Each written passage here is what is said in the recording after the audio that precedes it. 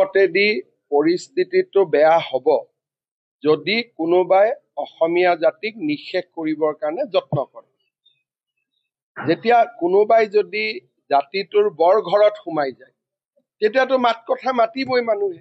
সেই মাত কথাটোক আপুনি কেনেকে বন্ধ কৰিব পাৰিব? যদি এতিয়া আমি যিটো উৰিয়াম ঘাটত দেখিলো, মই দুই এদিনতে আপোনাক লখিমপুৰৰ ভিডিঅ' দেখাম, হাজাৰ হাজাৰ মাটিত পুখুৰী কৰি লৈছে। তাত নেকি কতো গৰাখহনীয়াৰ কথা নাই। যদি গৰাখহনীয়া মাটি ভাঙা মানুহ হলেহেঁতেন 1.5 কঠা মাটি ললেহেঁতেন, 2 কঠা মাটি ললেহেঁতেন। গোটেই জাগাত হাজাৰ হাজাৰ পুখুৰী বনাই ব্যৱসায় কৰি আছে। গতিকে লখিমপুৰ, যোৰহাট, শিৱসাগৰ এইবিলাক হল জাতিটোৰ বৰঘৰ। আৰু জাতিটোৰ বৰঘৰত যদি কোনোবাই সোমাই যায় আৰু যদি কোনেও মাত নিদিয়ে, এই জাতিটো কোনে উদ্ধাৰ কৰিব? গতিকে আইন হাতত নোলোৱাকৈ মোৰ মতেদি জাতিয়ে সমস্বৰে মাত মাতিব লাগে। আৰু ইয়াৰ পিছত আৰু সুযোগ নাহে। খালি আইন হাতত ল'ব নালাগে। আইন হাতত নোলোৱাকৈ জাতিয়ে যিমান পাৰে সিমান আন্দোলন কৰিব লাগে এনেকুৱা ধৰণৰ ঘটনাৰ বিৰুদ্ধে। খালি আইন হাতত ল'ব নালাগে। আইন হাতত লোৱা পুলিচৰ কাম, ন্যায়ালয়ৰ কাম, প্ৰতিবাদ কৰা জাতিৰ কাম। আৰু জাতিয়ে যদি প্ৰতিবাদ নকৰে আইনে কেনেকে শুনিব? গতিকে মইতো কোনো বেয়া ভাবা নাই, খালি নিজে যাব নালাগে। যোৱা কামটো পুলিচৰ। যদি তেওঁলোকে তাতে আছে, ৰাইজে বেয়া পাইছে, দাবী কৰাততো কোনো আপত্তি নাই।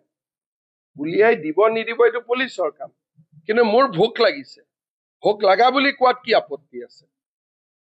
যদি কোনোবা মানুহ যি আমাৰ সভ্যতা সংস্কৃতিৰ লগত নিমিলে, মই ভাড়া ঘৰত থাকো, কালি যদি ভাড়া ঘৰটোত মই গৰু এটা মাৰি দিওঁ যে মইতো এইটো খাব পাৰো, ওচৰত মন্দিৰটো কেনেকে থাকিব? মন্দিৰটো উঠি যাব।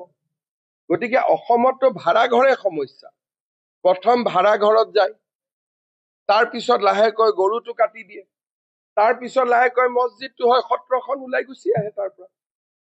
অসমতো সেইটোৱে পেটাৰ্ণ। গতিকে সেই পেটাৰ্ণটো ছাত্ৰ সংগঠন, ৰাজহুৱা সংগঠনে এক্সপ'জ কৰাত কোনো আপত্তি নাই। কিন্তু ফাইনেল কামটো কৰিব নালাগে। আপুনি ভাড়া ঘৰত যাব নালাগে। যোৱাৰ কামটো আমাৰ। মালিকজনক আপুনি মাতি আনি বুজাব পাৰে যে খুৰা কিয় ভাড়া দিছে, আমাৰতো জাগাটো বেয়া হৈ যাব।